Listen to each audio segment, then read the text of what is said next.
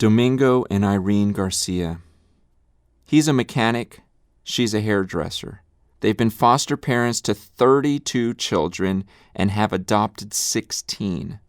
Domingo and Irene are in their late 50s and currently have 11 children living with them. And they tell me they would take more if they could.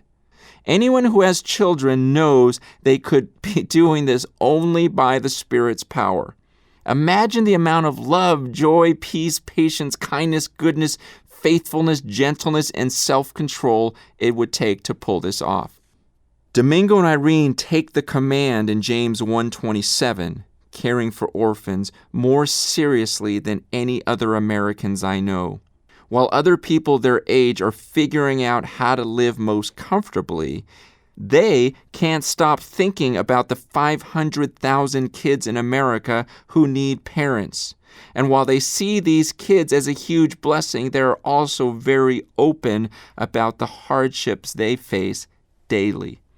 Perseverance has been key, especially years ago when one of their adopted sons hung himself in their closet. And while their days are filled with joy, there have also been many times when they have persevered by sheer obedience. God has provided for them over and over again.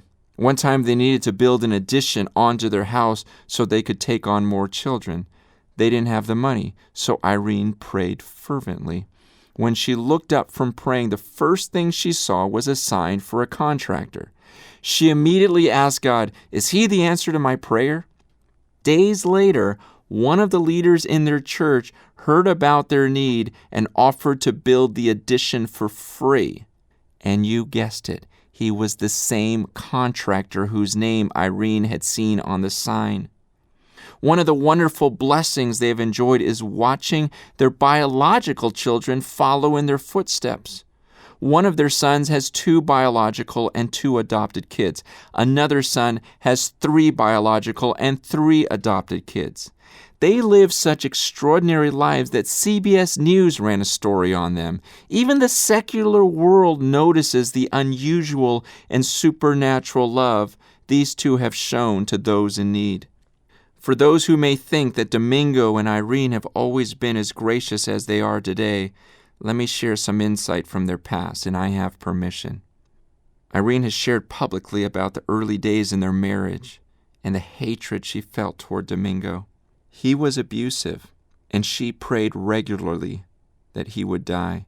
She even daydreamed about him driving off a cliff because of the pain he inflicted on her. Now, she calls him the godliest man she knows.